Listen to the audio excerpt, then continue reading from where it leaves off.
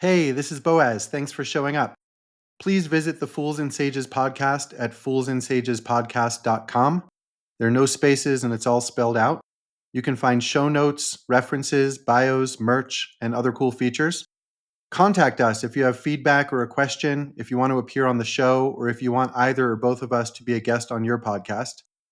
You can listen and subscribe on Spotify, YouTube, Rumble, Apple Podcasts, iHeart Podcasts, and anywhere else great podcasts are found. And follow us on X and Instagram. Support us on Patreon. The Patreon link's also in our website. And thank you. Enjoy the show.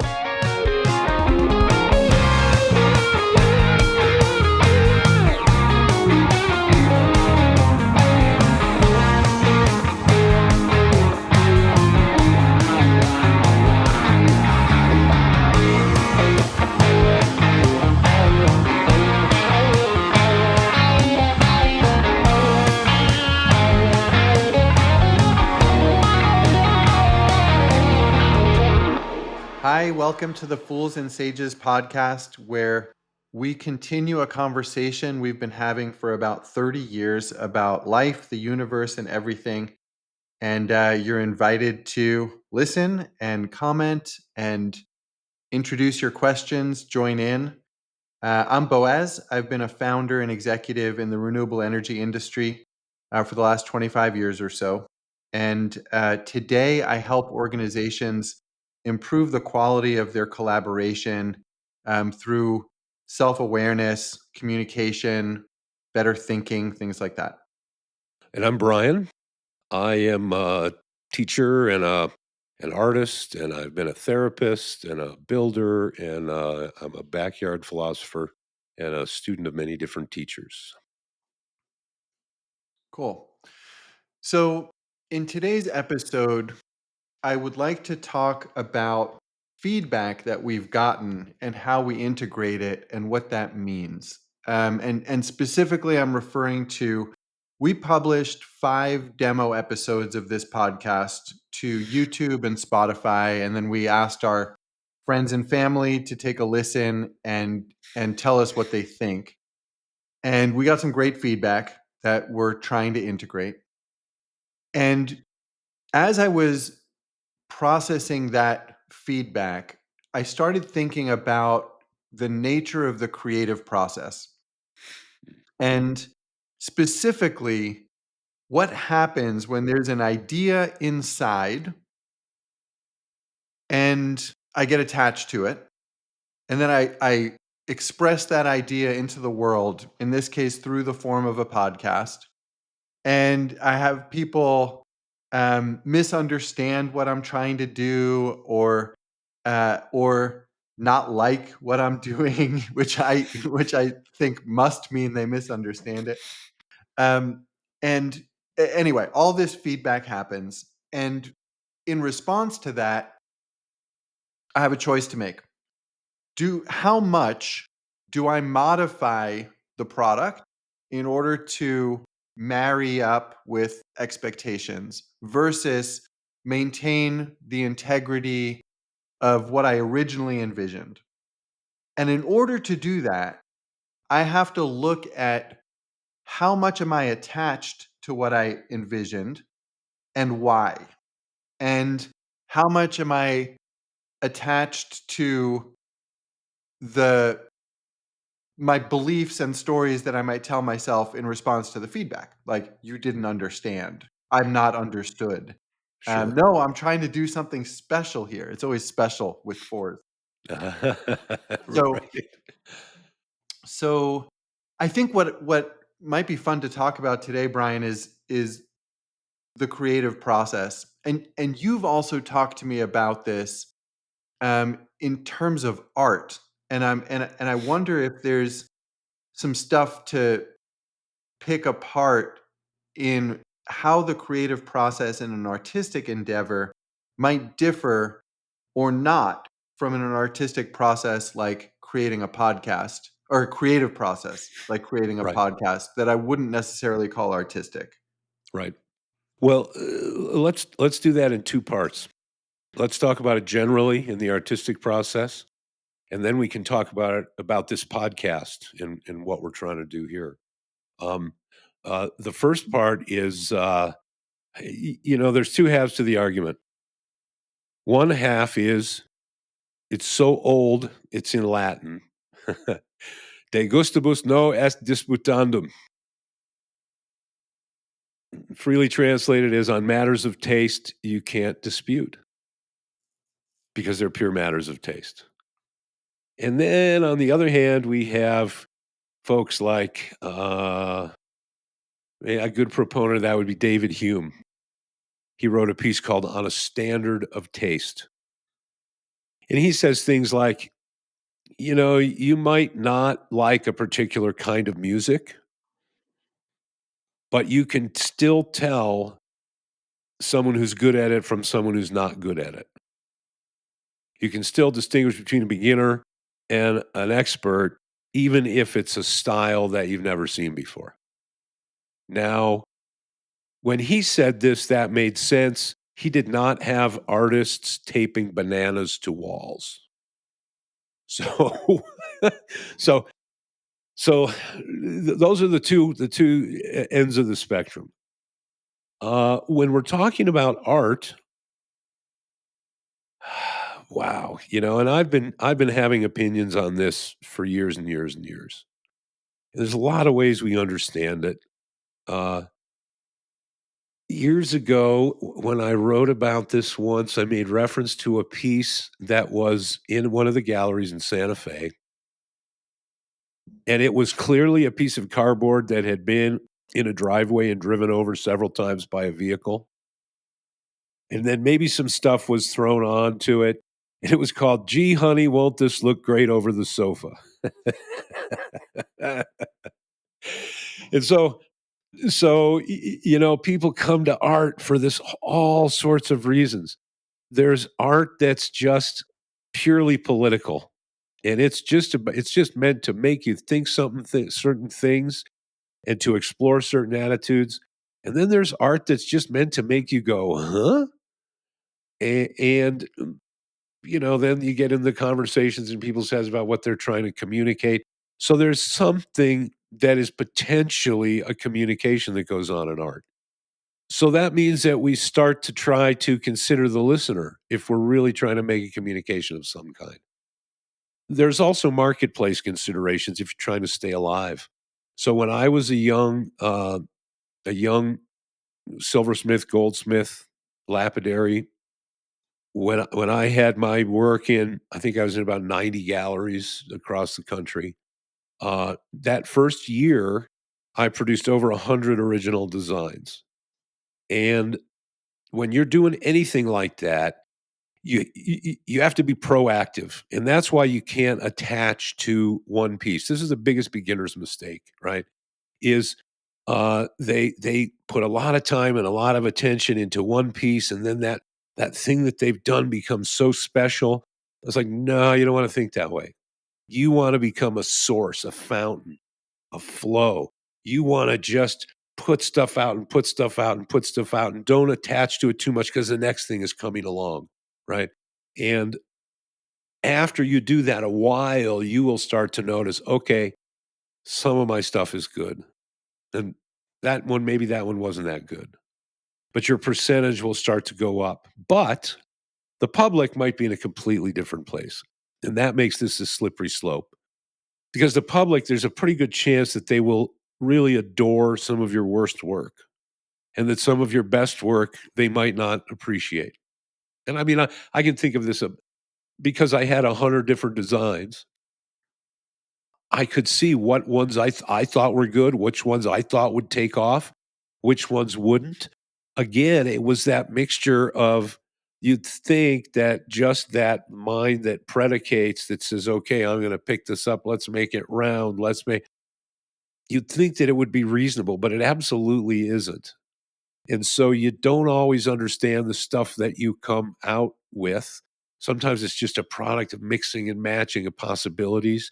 That's why sometimes they say that artistic people love chaos because chaos is just a mixing of all the possibilities and you can snatch the good ones out of the stream, right? But I think it's not good to attach too much to your work. I think it's better to attach to the process of bringing it outside from inside and manifesting that. And then you're informed because honestly, some of the pieces that I had that sold the best were just obnoxious. and, and I knew it at the time. And part of it, I plead was under the influence of my business partner who knew what would sell. And but that doesn't always help you define your self-expression. And but at the same time, you have the kids at home who want Cheerios and stuff, right? So you're out there in the real world and you're having to, but you're always at an advantage if you're proactive and if you really grease the wheels of pulling this image down and then trying. That's the amazing thing for me. Was I get this flash and then I try to have the thing sitting in front of me on the table after a process, or it's a house I walk into, right? Yeah. So I was So that's just the first differentiating question. when I was thinking about it this week between an artistic process and a more generic creative process. And I was thinking of an artistic process, and you might argue with this based on conversations we've had before. Artistic process is you're not doing it for any audience or target market or anything like that. You're doing it purely as an expression in integrity of something that must be expressed. And that's like kind of the vision of the artist at the front of the curve of history, right? The fine artist, you mean? Yeah, birthing the next consciousness. And there can't be any doing it for the market by definition, because if you're doing it for the market, you're creating something for a consciousness of the past, or at best the present. Yeah. Whereas doing a Uh-huh. podcast or designing a piece of jewelry, you do have a market or a target audience in mind. And I think you were going to disagree with the first part, so go for it. Oh, well, I was just gonna say that, the idea that that it's pure expression, I get that. But the question is it pure expression if there is no audience? And the way we understand whether the communication happened is by the response of the audience. It would be nice if, because art has fashion, and it would be nice if uh, the fashion was set by the purest expression and the highest expressions of the finest of the best artists. Uh, Newsflash, it's not. A whole process happens in the forming of the public world of art that is entirely and completely shot through with marketplace values. Uh, Gallery owners, large gallery owners are all, I won't say in cahoots, but I will say they're on the same page very often. And they can steer money in places. They can create value through that. They can engineer donation of value and great tax write-offs. And in other words, there's a whole other thing going with what media presents us as art that is not the intimate experience of an artist working with struggling to bring their expression out. So that's just a I'm distinction at the taking kind beginning. of Van Gogh as the standard here, though. Who I think Right. he sold one painting during his lifetime, and there's Oh no no. question he was like an unmitigated genius. You know it's what's interesting about Van Gogh is, I mean, I don't know how much we want to bark up the Van Gogh tree, but he was at a crossroads. His brother was a gallery owner. He definitely sold more than one piece in his lifetime. Uh, he didn't get what they're getting for him now, though. That's pretty much for sure. But one of the things, it's really interesting because people don't really realize this, but in the history of art, what happened before a lot of those impressionist guys happened was the advent of paint that you could put in a tube and that you could just go and buy, as opposed to you having to actually go and grind lapis and mix it with, gum arabic and, to do the alchemy of all of that. And what that did was that empowered the plein air movement, where you actually go and you sit out in the field and you paint the thing. So you're not in your studio, you don't have all your mortars and pestles and your vials and all the things that you make and mix colors with. You've got these cool little tubes now that you can focus on. Well, one of the things that was happening at that time, I can't remember the name, but there was an artist just before the day of Van Gogh that was very celebrated in the salon, which was where you showed, which was like the academy that decided what was worthy of attention and what wasn't. And I think in his whole lifetime, his whole productive life, he maybe produced 7 or 800 paintings. When you get into the Impressionists and all that school with Van Gogh, uh, you look at what they produced and it's in the thousands, 3,500, 5,000. I mean, these guys were money printing machines. And that's why when they first showed, when they first were trying to get into the salon shows, they weren't even allowed in. They had to make their whole own show. And there's some famous stories about that. One where one of the artists says, or one of the critics said, "Why didn't you finish it?" You know, because an oil painter will often rough things in and then go back and put in all the details and all that. So to the taste of the public at the time, it was completely unfinished. But when the gallery owners could steer the tastes of the public to that, then all of a sudden these artists became vastly more productive in enriching gallery owners. And that's where that sort of collusion between the 2 started. And I think that Van Gogh got very little benefit out of that. He likely would have if he had lived longer. And I think that Monet and Manet and Cezanne and a lot of those guys who lived much longer, they were celebrated in their day finally. Uh, but so there was a movement that was happening, and they kinda rode there, and they were doing another thing, but they were also starving. Those this is again the pioneers and the settlers, and the pioneers were the ones out there that were kinda doing it, but they tended to get slaughtered and starve, and when the settlers came with the aid of the gallery owners, I think that's when that really got traction. But so this is a perennial conflict, right? Does the artist sell out, right?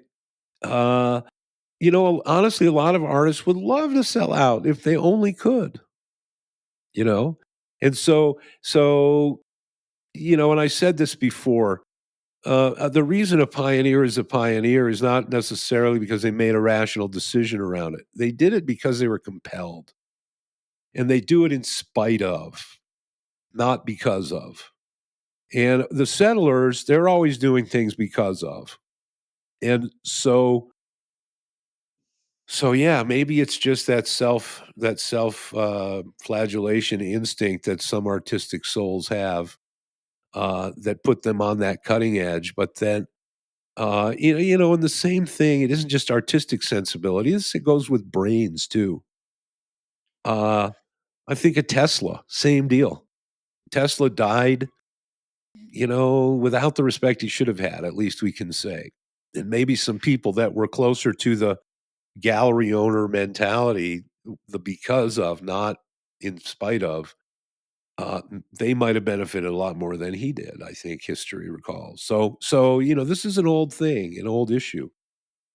Uh, how do I be true to myself and be true to the world? And, yeah. So so you said a couple of things that I want to come back to. One is I haven't forgotten you have a about the podcast answer to this. Uh-huh, Um, yeah. but but before we go there, you said something about the process of creation being what the artist or the creator should maybe pay more attention to than the specific artifacts that are being created. And I wondered if you want to say more about that. Uh, well, I think the best way to say that, I think it's true of craft and it's true of art. And it's probably true in a more general sense to anything that we bring ourselves to. And that is, what are we really doing? Are we doing busy work or are we doing something with a higher purpose? So there's a story that I love to tell that I wonder whether we spoke about this already with my youngest son and his guitar inlay, Yeah, yeah, and the and that he had yes, to go back 10 hours to redo it to make it right. yeah, There's the famous story of Steve Jobs and saying that I want it so that when you open up the computer and you look inside, it still looks good, as opposed to just stick it in there however which way. Or and I think the famous story of his father making him paint the back of the fence, maybe that nobody could see. uh-huh, I don't, you remember that reference? But the yeah. idea is that if we're only working on the thing, then we might as well get a machine to do it. If we're working on ourselves through the thing, now that makes sense why we should be doing it. And we might argue that if we're doing these things right, there's no way we come out the same way afterwards. We're always refining ourselves. We're always going to be able to get new inspiration and new insight through that process, through the struggle of that process. Often, the pre the and this is another famous theme of mine, is that when you create a final thing, here's a ring, here's a piece of furniture, here's a the assumption is that okay, here, you just made this thing. The part that people don't see is that you protected it from the potential destruction of the creative process the whole way also, which is a whole topic for craftsmen and artists, and which is the way that things go wrong. And some things with craftsmen, some ways it can go wrong. You'll lose body parts. Guy that I learned furniture making from, after I stopped working with him, he sent me a photo from the emergency room of when a board broke and he went into the table saw. So there's something about presence, be here now. There's certain machines that when I turn them on, I tell myself, you do not get a redo on this. Like I have, as we have all done things where you're sitting there holding your thumb going, oh, I wish I hadn't done that. I wish I'd taken another second.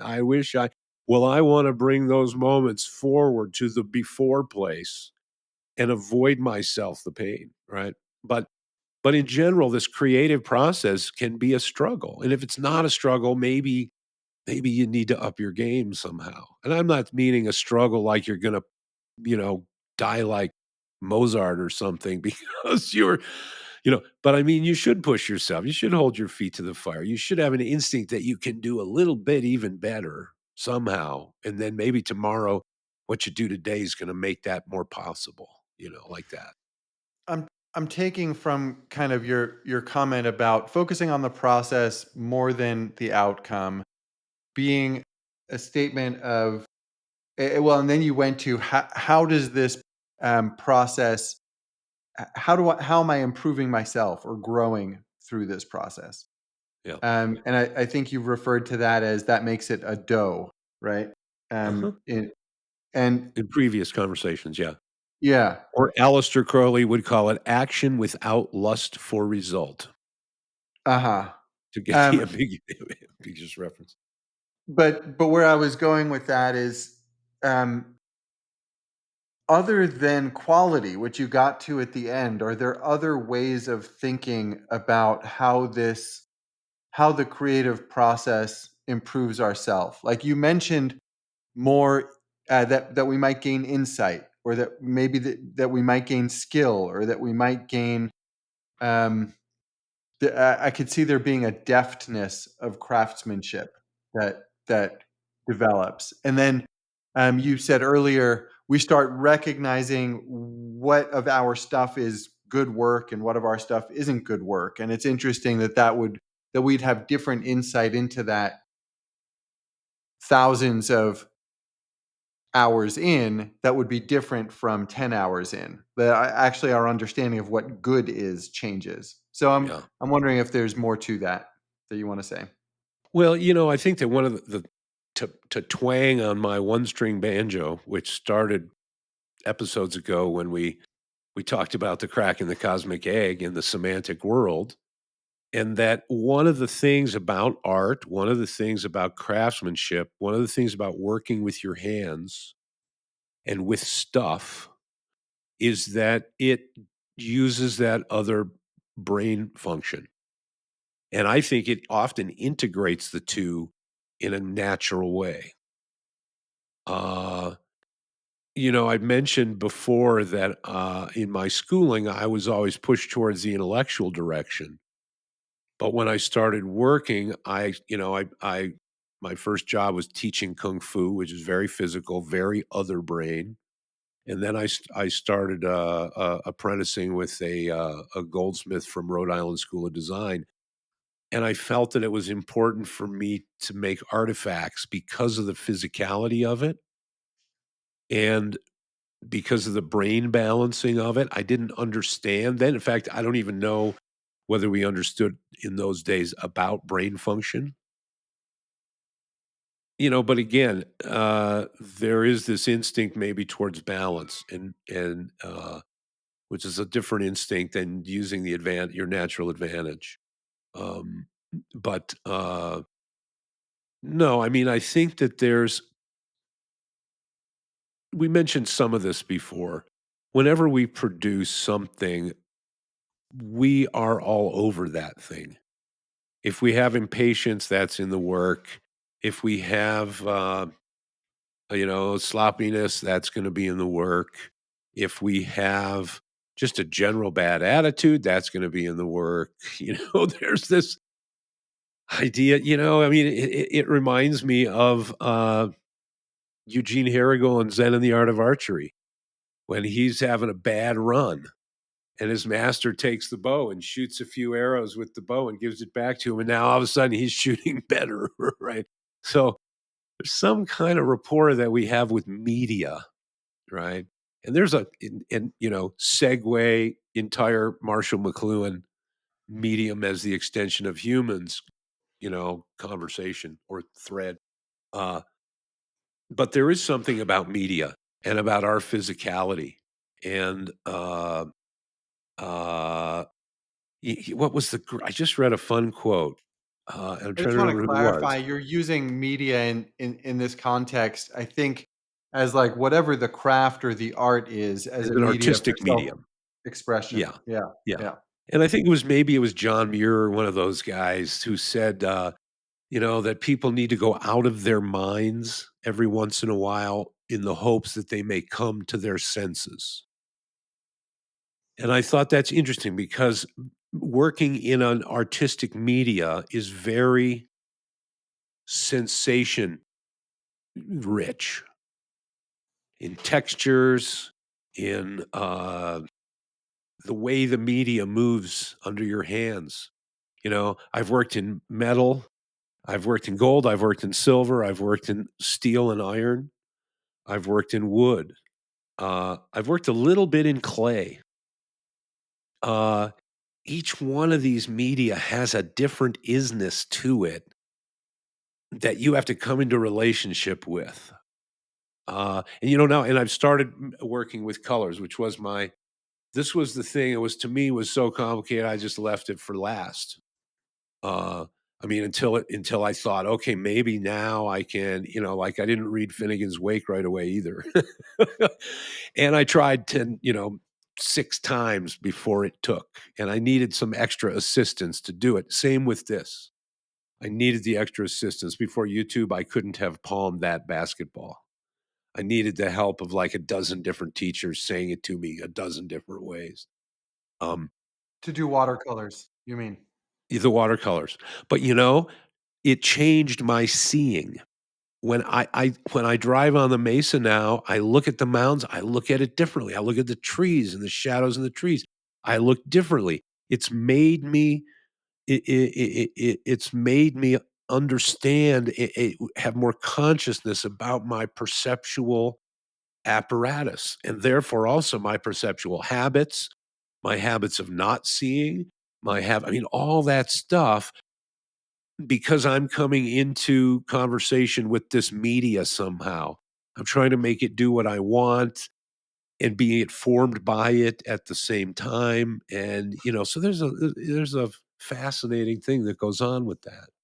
So, um, when we talk about how the craft or the art has the potential to make the craftsperson or the artist better, um, is this difference in how you see that results from you spending a bunch of time doing watercolors, is that better or is that just different? It's more. It's expanding the capacities for my awareness. I look differently now. And I would argue that there's a general thing here that the more awareness we bring into any process, the more juice we squeeze out of it. And I don't wanna say just mental juice because I don't wanna I'm not trying to be sphere specific here. The essence of it, the more dimensions of that we can grasp. Yeah. So I think it is just more. And that's what expanded consciousness is actually about. It expands. There's more there. There's more. I mean, I think hopefully the resolution increases also, but I think that we are broadened by the scope and by stretching ourselves and our capacities, maybe. And it also shows us how we fool ourselves and we see how our apparatus works. You know, for example, white in the shade can be a darker value than black when it's in the light.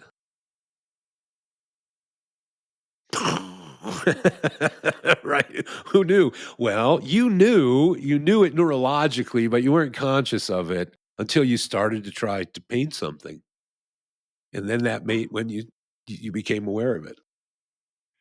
Right, and so changing the relationship we have or how we see the relationship between black and white based on that, um, might might count as our consciousness expanding. I mean, it definitely is an expansion. I guess I'm kind of curious, like, maybe it depends how that ends up informing other perspectives on other things, but I don't think we have to go down that rabbit hole. I'm curious to come back to the original question and the creative process and this thing going from internal to external, meeting the world, having to change, us having to change as a result, and how that relates to the podcast itself.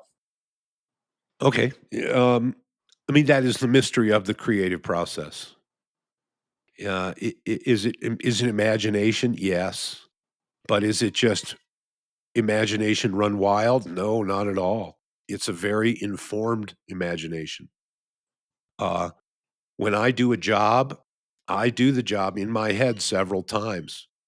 And one of the reasons is because I was working on site and I needed to hallucinate myself using the stapler to remember to make sure the stapler was in the truck, those kind of things. But but there is this interesting interplay between imagination and reality. And because the artist has the imagination on the one side going, you can do anything. And then there's the medium on the other side saying, no, you can't, because you can't stretch wood and you can't, so there's the reality, the hardcore physical reality of it, and you're kind of this bridge in between the 2. So I see it really as like a mediumship, a midwifery, if you will, from this ideal realm, this realm of the image, down into a hardened reality to where I can actually have the thing in my hand. And that's part of the human mystery, and that's, I think, why anthropologists get so amazed when they find an animal that can use tools, because there's this imagination process that says to do this, to do that, I need this. Crows are really good at this. It turns out, but no, there's something that's really mediumship there. Now, going into the podcast idea, you know, when we talked about the idea of a podcast, it really wasn't just like, oh, we want to do a podcast. Um, it was really more of a question that we we've been having these conversations for decades. We count them in now, and I'd been having some of these conversations before we met. Uh, and over time, they have proved useful to some people. And so, the conversation of having a podcast was really the question, can we make this useful to more people? And, um, and that's where, kind of it's worth dropping the microscope a little bit on what we're doing and how it came, because I'm used to having conversations primarily in a one-on-one. And sometimes they're just fanciful conversations, but sometimes they are about sense making or about wayfinding, and I do find that I've had conversations with people at particular times in their journeys. And, uh, I was born on the winter solstice, and the Chinese call that the turning point. And I have often felt that sometimes people would show up, sometimes literally on my doorstep, when they were ripe to be at a turning point. And so I guess the point of this all is that I'm used to a very interactive process. Um, Interactive means that the listening is as much of the participation as the speaking is. Uh, there's a great story about Carl Rogers, right? They're trying to figure out this humanistic psychology, and they're trying to figure out how do we do this better. And so they're doing tapes of these, well-known therapists that were like, these folks were hitting the ball out of the park. So we got to catch this. So we got these new machines that we can record all of their conversations with their patients. So let's check it out. And this shows you also how yin and yang works. Yin being the part of the hill that's in the shadow. We see the shiny one. It's the part we don't see, right? Well, listening is that yin. All they had on the tape recording was the speaking. So they're looking for the answer in the speaking. Well, one of Carl Rogers' big things was empathic listening. And the idea that listening, even though yin, even though we don't see it, it has a power. It has a definite power. Werner Erhard used to talk about this idea of a listening so powerful that it calls forth the speaking for which it is a listening. Well, There's I an think it's there's an exercise we do in when we're teaching people about dialogue practice that you're reminding me of that might be fun um, to just toss out there. But basically, you like divide up into pairs, and one person tells a story, and the other person embodies the worst possible listening they could. Like getting up and walking away and reading the newspaper and answering the phone and crunching on things and then they flip to being the best possible listener they could. oh, And what you find is the quality of what's said is night and day. It absolutely, it's not like absolutely. the saying it continues the same. The saying gets way better when the listening improves, which is It wild. absolutely does, and I think that it isn't just a question of the power of the listening, but what I've tried to do as a therapist, you don't have that much control over the listener. You can't say, "Listen better, you idiot," uh, but that our speaking, when we choose what to say, the filter that we use to choose what we say is informed by that listening. So, for example, in our conversations, you'll pose things, and I'm sure people have noticed this, where I'll sit back and I'll go, "Wow, there's a lot there," because I'm sitting at an intersection where a lot of different threads connect at a hub almost, and so I have to go through an internal parsing of those opportunities and say, well, this is the one that fits this listening. And bringing that to this podcast, um, now the listening is, because it's people I can't look into the eyes of, and because it's people over time, uh, I have to go through a different internal process. And so that's part of my learning curve. And because, in many ways, I have been like a kid walking along the beach with a bag. And every time he sees a shiny shell or something, he throws it in the bag. And it's kind of like in having a good memory means that I have a really large bag, that I can, pull from and cross reference from. Um, And sometimes it's easy to get lost in all the shiny things in the bag, right? Or it's difficult to know which is the shiny thing that this person needs to hear now. And that's why also in our conversations we come back through these places a lot of times, but kind of heading in different directions sometimes. I do think there's that shiny thing jumping out of the bag, like the golf club. Yes. That's part of this too, where you and in a different way, me, we're dowsing for what is the way we might connect up these pieces today that contributes to our own meaning making and potentially as a result to the meaning making that others might experience listening. Right. And Yeah. showing a sort of a process of doing that, which is a different kind of, there's dialectic and there's rhetoric. A lot of things that show up now, for example, that are that are apparently dialectic are really rhetorical. So if I come on and I've got a book, the book is a rhetorical device, right? And you want to interview me about my book and you say, okay, what's on chapter one? Okay, this is chapter one. What's on chapter three? Okay, what's the conclusion? Okay, here's the conclusion. We had a conversation, we had a dialogue, but we both knew where it was going to end up because it was following the rhetorical preset device. Now, when I taught, I mean, I think I was trained fundamentally as a rhetorician, maybe more than a dialectic, and that came in more in a therapy setting where you're working with people or in a one-on-one teaching or apprenticing situation. Um, but the idea of dialogue is kind of different. And one of the ways you can tell that you and I are having a dialogue is that neither of us know where it's going to end up, right? And we can almost be sure that it will end up somewhere we didn't really predict. And then sometimes you look back and you go, "Oh," like when we did the one on violence, and we ended up in a pretty heavy kind of a grief kind of a place.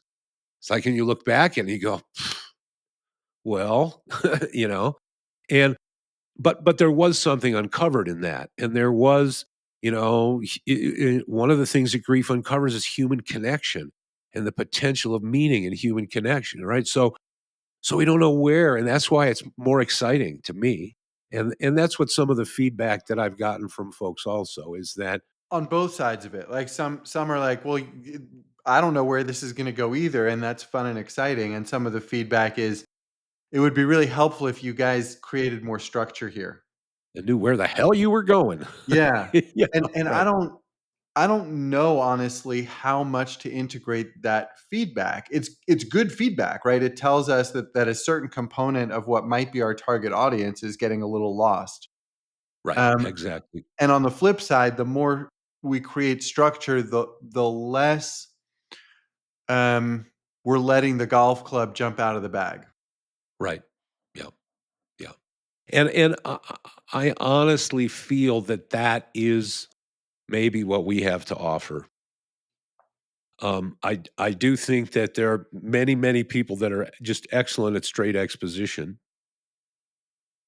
I can do it, but I think we both agreed that it was more interesting to see where we would end up. Um, and that's why I'm also, we're just kind of at the beginning, but it also makes me very interested to come into some conversation with our audience. Um, because, to me, the important thing about philosophy, philosopos, if we go back to the Greek, philia is like we have, where do we get the word filial from that, right? It has to do with affection and love. And sophos is wisdom. Sophia is wisdom. Uh, like the Hagia Sophia is heavenly divine wisdom, right?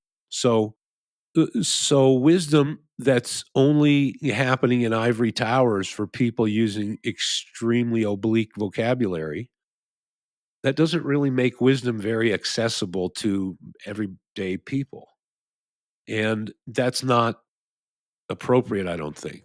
I mean, it has its place, but that's not the sum total of it.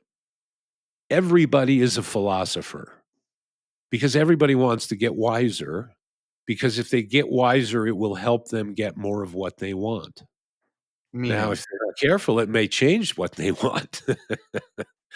But like, I would flash back to a song by the Talking Heads, "A straight line exists between me and the good thing."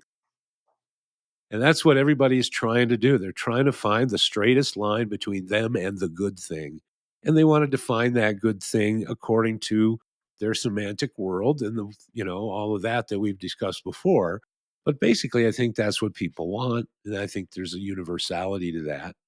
So then the real question, this is one of the real serious questions of philosophy. What is the good thing? And when we're bombarded by messages from every different direction, and there's a lot of agendas in the air, and we're given a challenging life formula just to stay alive, I think one of my teachers, Peter, I think, said way back when he said, it's always nice if sometime in your life you're exposed to beautiful philosophy.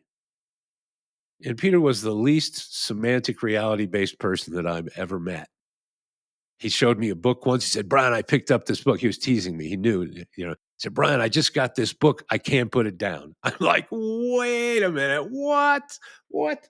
And then he shows me the book, and he's got a paperback version of the atlas of the globe. And he shows me, he says, "You see all those pages with the blue? Everywhere there's blue, I can go with my sailboat." So even as literary references, we're coming back to the here and now, or even That's the great. reality. That's Yeah. funny. But so yeah, I mean, and about the podcast, we are trying to do something a little different.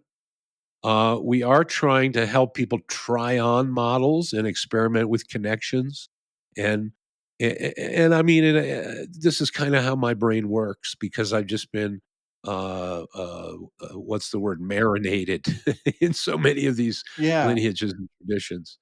The way it has worked for me over the decades is, um, I come to you with a topic, should I quit my job? Should I build a house? Should I borrow money for this? Or, you know, wait 5 years before I can have it, or, whatever. And you didn't usually answer the question directly, um, which I wouldn't have expected after the first couple times. But rather, you'd say something like, "Well, that which obstructs your path is your path," and then we'd talk about that for an hour or two.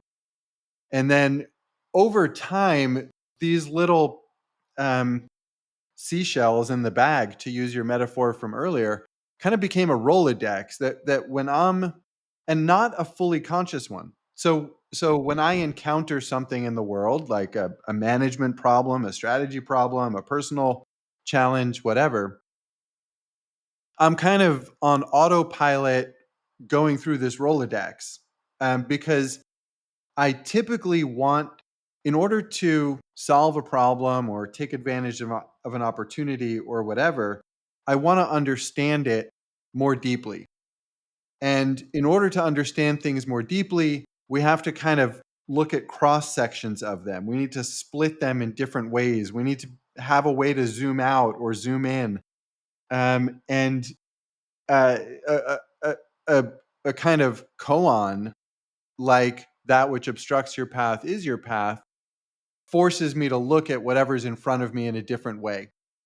Or uh, is this a chapter or a transition? And if it's a transition, is this relevant to a more authentic expression of self? And what might that mean? Right? And so it just makes the quality of the decision process much deeper. And then I can share these tools with others, and they start using them as their Rolodex, and they settle on different tools that they might feel more or less Right. strongly about compared to me. So we Mhm. start to complement one Yep. another. And And that's where I've got the idea of a philosophical machine.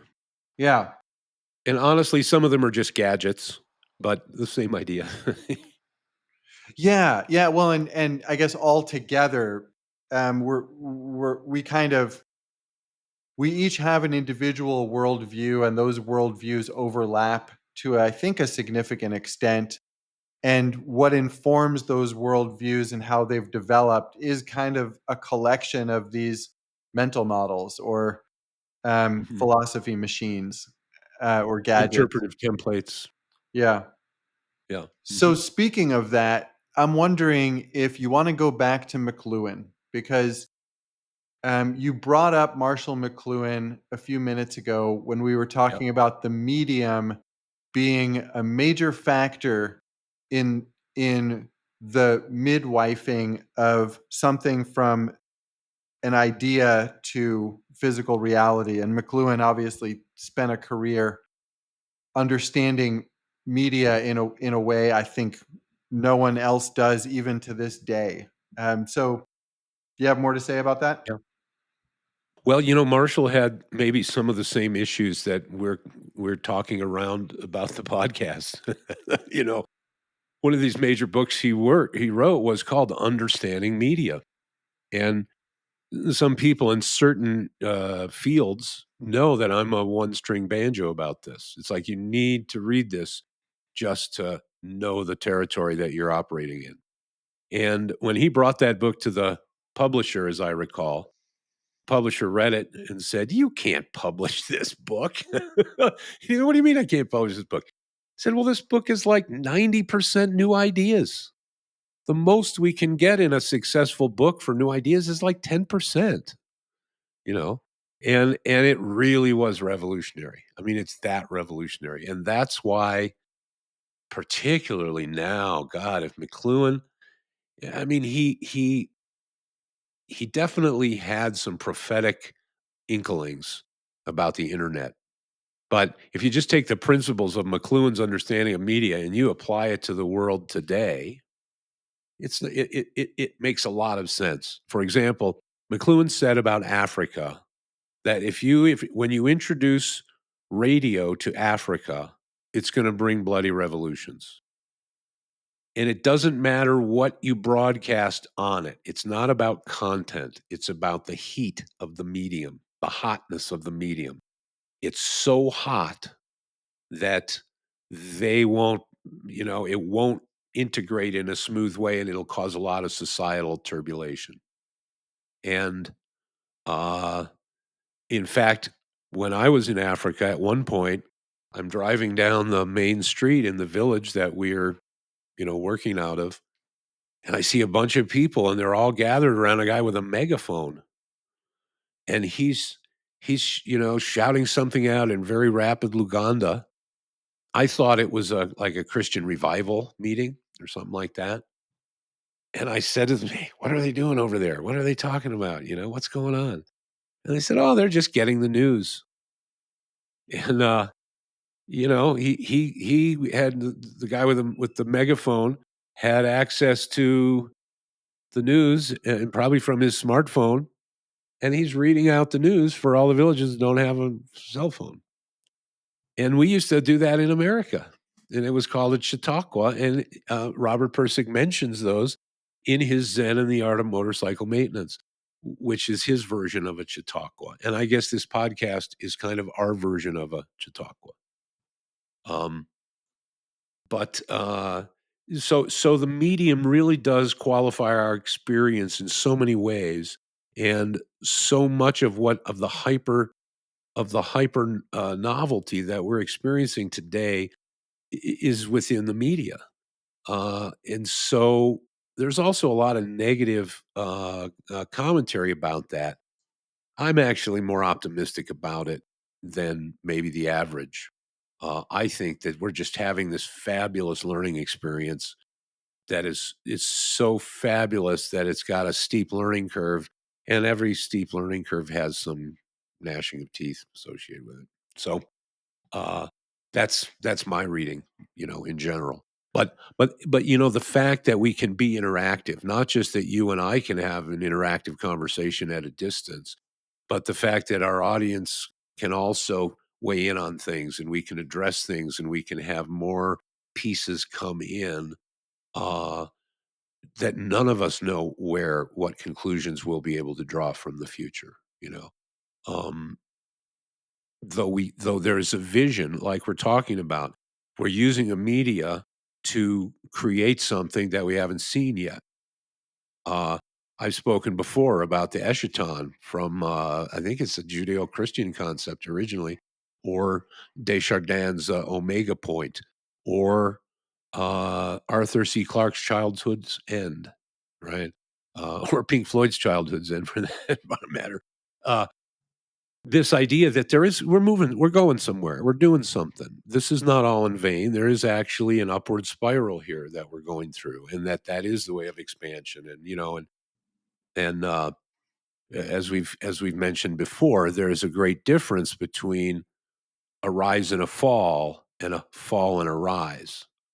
And What do you the mean by second that? rise doesn't precede another fall, right? Although there isn't a recurrent factor there.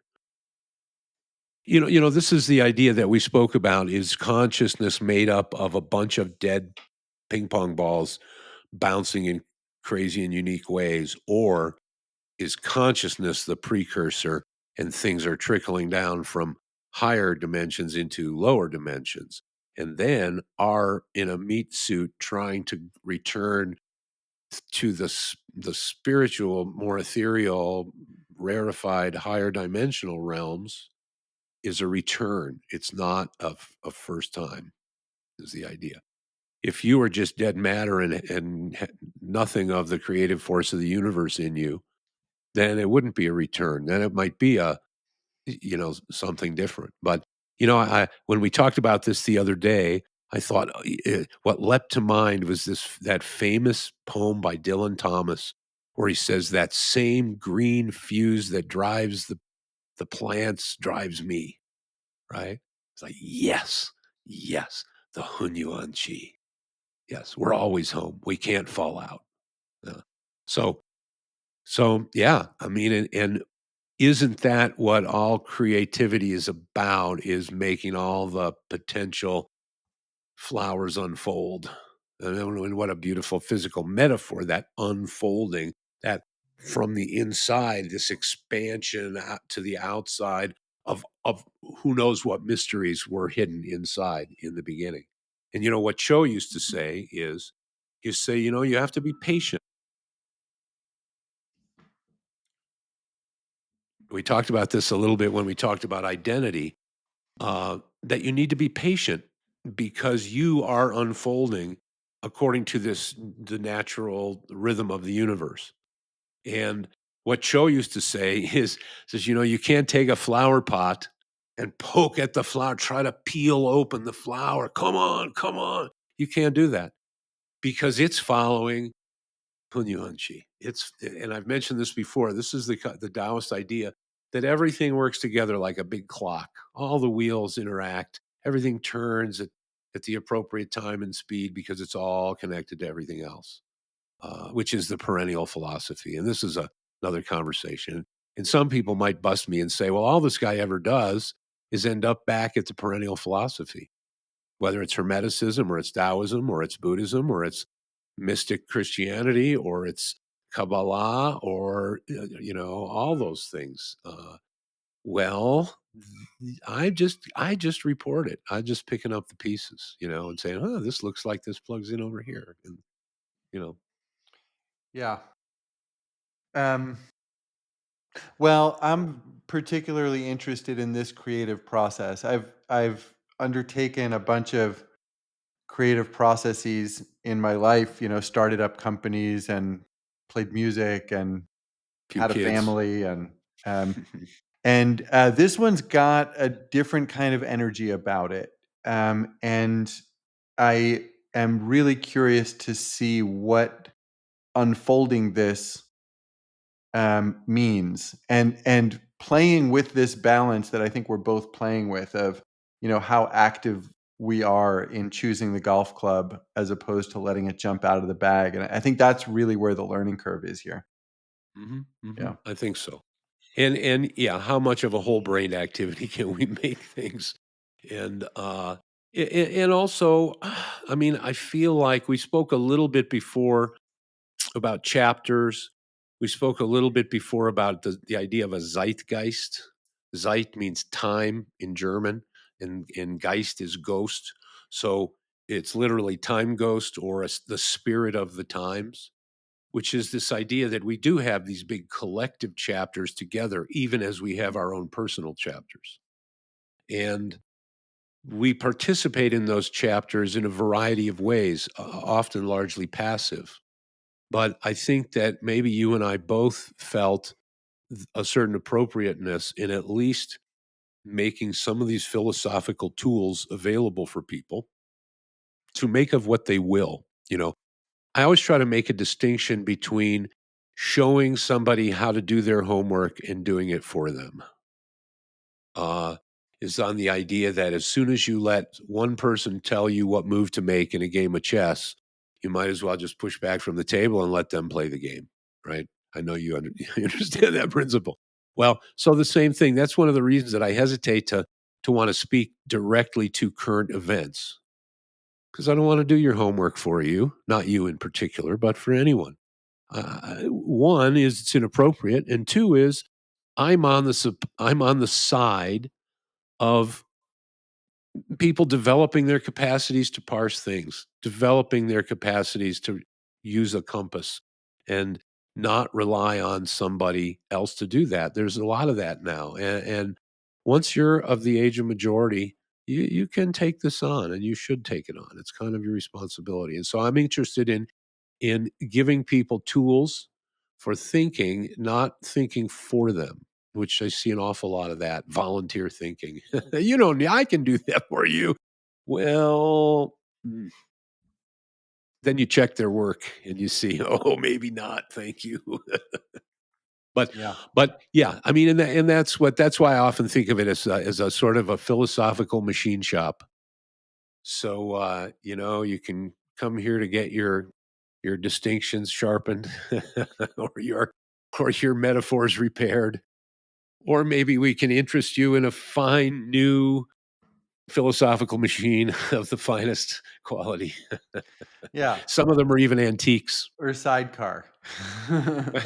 Yes, exactly. And you can um, imagine me behind the counter in the little spectacles. And when you come into the shop, the door will ring, but I might not come out right away. I'll probably be tinkering with something I have all apart on the workbench. And I may try to sell you something you don't need. So beware. cool. Great. Well, thanks, Brian. We'll talk soon. Sounds good. I will see you next time.